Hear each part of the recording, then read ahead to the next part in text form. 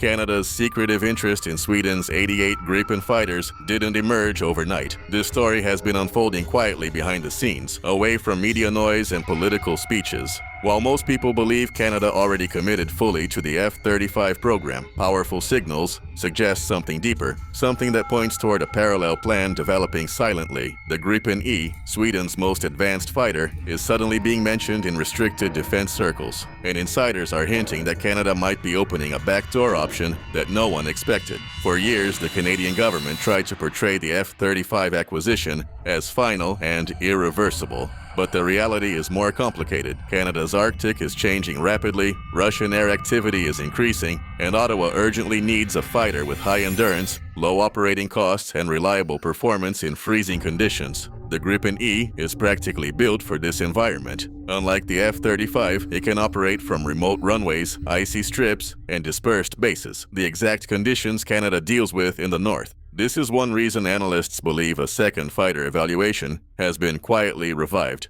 Another element fueling the mystery is Sweden's unexpected diplomatic push. High-level Swedish defense officials have been visiting Canadian military facilities, not for ceremonial meetings, but for technical briefings. These visits were kept extremely low profile. Sources claim that Sweden offered Canada something it hasn't offered anyone else: a customized Arctic Gripen configuration with reinforced landing gear, powerful EW upgrades, and extended-range tanks suited for northern patrols. Such a package aligns perfectly with Canada's NORAD obligations. The secrecy isn't accidental. If Canada openly acknowledges that it's exploring an alternative fighter, it risks political backlash, contractual complexity, and diplomatic pressure from the US. The F-35 program is deeply tied to American geopolitics, and Washington expects its allies to stay committed. But Canada has always kept the option open to diversify its fleet if national security demands it. And right now, those demands are shifting faster than expected. Behind closed doors, defense planners are quietly running simulations comparing the Gripen E's performance in Arctic interception missions against the F-35. Early results reportedly show surprising outcomes, especially regarding operational readiness and sortie generation rates. Gripen's lower maintenance footprint means it can fly more missions with fewer resources, a crucial requirement for northern defense. This is why the 88 Gripen deal rumor isn't just a rumor anymore. It's a strategic fallback plan that Canada may activate if F-35 costs escalate further or if operational limitations in extreme cold become more serious. The question now is not whether Canada is exploring the Gripen option. It's how deep the discussions have already gone. What makes the situation even more intriguing is how silently Canada's defense agencies have shifted their focus toward long-term sustainability instead of headline purchases. The Gripen E's cost per flight hour is almost half that of the F-35, and this isn't a small detail. Canada's military budget has been under pressure for years. As Arctic operations become more demanding, financial sustainability becomes a critical factor. A fighter that can be maintained by smaller teams, uses less fuel, and requires simpler infrastructure naturally becomes more attractive. There are also reports that Canada has been studying Swedish-style dispersed operations, where fighters operate from highways, frozen stretches, and temporary snow-cleared areas. The F-35 simply cannot do this without massive logistical support. Gripen, on the other hand, was designed for quick turnarounds, rapid refueling, and fast rearming using minimal equipment. For Canada, which must protect 7,000 kilometers of Arctic coastline, this ability is a strategic advantage that is becoming impossible to ignore. The political side of this story is equally interesting. Sweden, now a NATO member, is pushing to strengthen its defense ties with North America. A potential Gripen sale to Canada would be a massive geopolitical win for Stockholm, a sign that its fighter jet industry can compete against the world's most powerful defense contractors. This makes Sweden eager to negotiate, offering Canada flexible pricing, technology sharing agreements, and even partial assembly options. Unlike the F-35 program, where everything is locked under strict US restrictions, Sweden is willing to tailor the deal. Canadian military pilots who have flown the Gripen simulator privately praised its cockpit visibility, quick response controls, and advanced electronic warfare features. These pilots understand that Arctic interceptions often depend more on reliability and situational awareness than pure stealth advantages. Gripen's Araxis EW suite is considered one of the most powerful non-classified systems in the world. and some insiders claim it outperforms anything available to Canada today. Another shadow in this secretive deal is the concern over the F-35's maintenance backlog. Several NATO countries, including Canada, have quietly expressed frustration over delays in spare parts, long repair times, and unpredictable sustainment costs. If these issues grow worse, Canada will need a backup plan, and the Gripen E stands as the only modern Western fighter that Canada hasn't fully rejected. The 88 aircraft number itself is not random. It matches the exact requirement Canada originally established for its next-generation fighter fleet. While the government publicly says all 88 will be F-35s, defense analysts believe a quiet contingency plan exists, splitting the fleet between high-end stealth fighters and low-cost, high-readiness jets. Gripen would fill the second role perfectly, ensuring the RCAF can maintain high sortie rates in the north without burning through its budget. Whether Canada will announce this openly is another story. For now, the discussions remain buried under layers of diplomatic language, unofficial meetings, and quiet technical exchanges. But everything points toward one undeniable reality. Canada is keeping the Gripen door wide open, and Sweden is more than ready to walk through it. Another layer of mystery surrounding Canada's potential 88 Gripen acquisition is the unusual pattern of defense procurement silence. Typically, when Canada evaluates or considers new equipment, there are leaks, committee discussions, or political debates. But this time, everything is locked down. Defense journalists have repeatedly complained that requests for information about fighter alternatives receive vague or delayed responses, especially when the term Gripen is mentioned. This level of secrecy only happens when something sensitive is under review. Insiders claim that the Royal Canadian Air Force conducted a series of undisclosed Arctic stress tests last winter. These tests reportedly compared the logistical footprint, cold weather readiness, and rapid deployment capabilities of various aircraft systems. While no official documentation has been released, whispers from within the testing team suggest that Gripen-compatible maintenance procedures were modeled due to their low infrastructure requirements. This implies the RCAF is preparing itself to integrate the Gripen system with minimal public attention. What's even more interesting is that Sweden has offered Canada access to highly classified operational data that it has never shared with any non-Scandinavian partner. This includes detailed performance metrics in snow-packed runways, rapid cold start procedures when temperatures drop below -35 degrees Celsius, and airborne interception statistics during electronic warfare-heavy missions. Such data could only be offered if Sweden sees Canada as a near-future Gripen operator. There's also a financial angle Canada cannot ignore. Rising F-35 sustainment costs are becoming a worldwide concern. Multiple NATO countries are re-evaluating long-term budgets. Canada, already dealing with rising national defense spending pressures, must consider whether operating a fully stealth-only fleet is sustainable for decades. Gripen's affordability presents a strategic balance, a modern fighter that can fly more hours,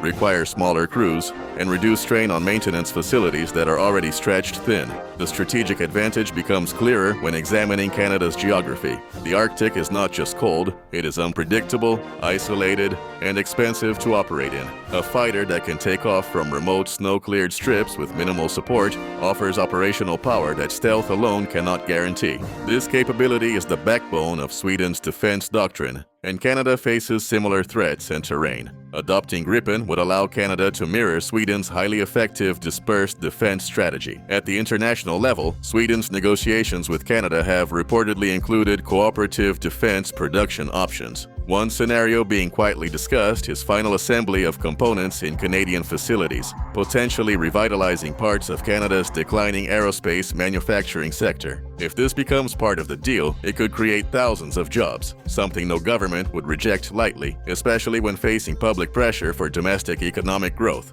Although the Canadian government continues to emphasize its F-35 commitment, evidence points to a shadow strategy emerging behind the scenes. With Arctic tensions rising, procurement budgets tightening, and operational demands increasing, Canada is preparing for a future where flexibility matters as much as stealth. And in that future, the Gripen E fits almost too perfectly. The question now isn't whether Gripen is being considered, it's whether the conversation is already far more advanced than anyone publicly admits. One of the most compelling clues that Canada's secret 88 Gripen deal may be more than speculation is the sudden increase in closed-door defense briefings between Swedish and Canadian officials. These meetings, conducted without public documentation, have focused heavily on long-term northern defense readiness. Furthermore, observers have noticed that several Canadian delegations recently visited Scandinavian air bases, where Gripen operations under extreme winter conditions were demonstrated in detail. These trips were never openly linked to any procurement program, yet the timing raises significant questions.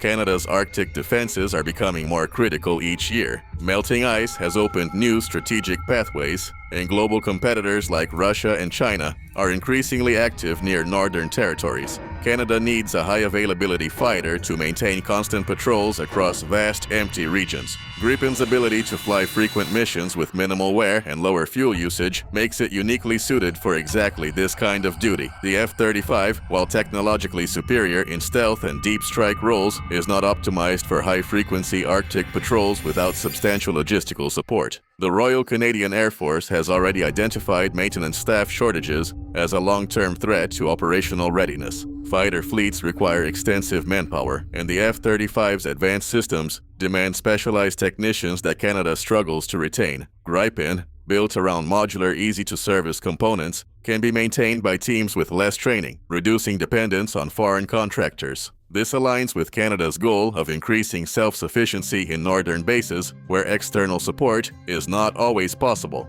Another overlooked aspect is software sovereignty. Unlike the F-35, whose software and mission data files are tightly controlled by the United States, the Gripen offers Canada freedom to customize mission data libraries independently. This gives Canada full control over electronic warfare profiles, threat libraries, and weapon integrations. For a nation concerned about Arctic sovereignty and NORAD responsibilities, this level of independence is extremely valuable. Behind the scenes, defense analysts are also discussing the possibility of a mixed fleet strategy. In this scenario, Canada would retain the F-35 for stealth-specific missions while operating a second fleet of Gripen fighters for routine patrols, defensive interceptions, and training. This approach would dramatically reduce overall operating costs while increasing total sortie output. It mirrors strategies used by several major air forces that balance high-end and cost-effective aircraft. Sweden, aware of Canada's unique security needs, has reportedly offered an enhanced Gripen E package with cold-weather avionics improvements, advanced infrared sensors for long-range detection in polar darkness, and even a specialized Arctic camouflage scheme. Such detailed customization discussions suggest that Sweden is tailoring its offer specifically around Canada's vulnerabilities and strategic concerns. While no official confirmation exists, the pattern is becoming difficult to dismiss. Canada's defense leadership is quietly gathering every piece of information necessary to make a rapid shift should F-35 challenges intensify. Budget fluctuations, Arctic demands, and growing global instability all point toward a scenario where Canada cannot rely solely on one fighter. And though the government will not publicly acknowledge it, the Gripen appears to be emerging as the hidden insurance policy waiting behind the curtain. The final piece of the puzzle lies in Canada's long-term defense forecasting models. These classified projections evaluate not just the next decade, but the next 40 years of operations across the Arctic and North Atlantic. Sources familiar with the process say Canada's planners have quietly modeled multiple fleet compositions,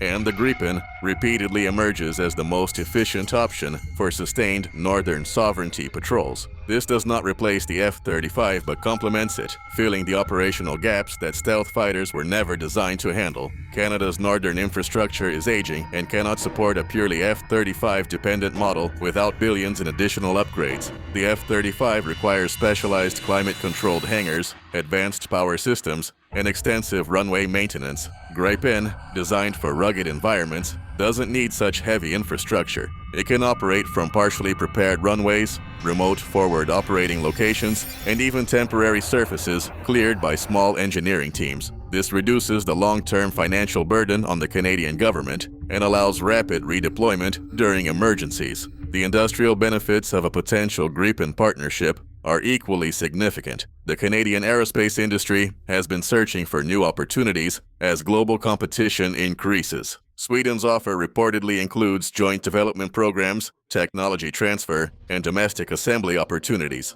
This could revitalize Canadian defense manufacturing, giving local companies long-term contracts and access to advanced propulsion, avionics, and electronic warfare technologies. For policymakers, this kind of economic boost is difficult to ignore, especially in regions where aerospace jobs have been declining. Another critical indicator is how Sweden has positioned itself within NATO after joining the alliance. Stockholm is eager to strengthen its role by deepening defense cooperation with allies beyond Europe. A Canadian Gripen fleet would not only reinforce transatlantic ties but also demonstrate that NATO's fighter landscape does not have to be dominated by a single platform. It would diversify the alliance's capabilities, create joint training programs, and increase interoperability in cold weather operations, an area where Sweden excels. Even within Canada's defense community, there is growing recognition that relying on a single fighter type carries risks. Mechanical issues, supply chain disruptions, geopolitical tensions, or unexpected technical problems could ground large portions of the fleet. A second aircraft type, especially one as reliable and low-cost as the Gripen, provides a safety net. This thinking has reportedly gained traction as some F-35 partners experience delays and rising sustainment costs. Ultimately, Canada's secret Gripen deal is not about replacing the F-35, nor is it a political move to challenge the United States. It is about securing strategic flexibility in a rapidly changing world where Arctic control is becoming more valuable than ever. Sweden's Gripen E offers Canada a unique combination of affordability, independence, cold weather strength, and operational stability, qualities that align perfectly with Canada's emerging defense challenges. Whether the Canadian government ever publicly announces these discussions remains uncertain, but the signs are unmistakable. Technical evaluations, diplomatic exchanges, industrial proposals, Arctic modeling, and strategic planning are all pointing toward the same conclusion. Canada is preparing for a future where the Gripen may quietly join its skies, an unspoken insurance policy waiting in the shadows, ready to take off the moment Canada needs it most.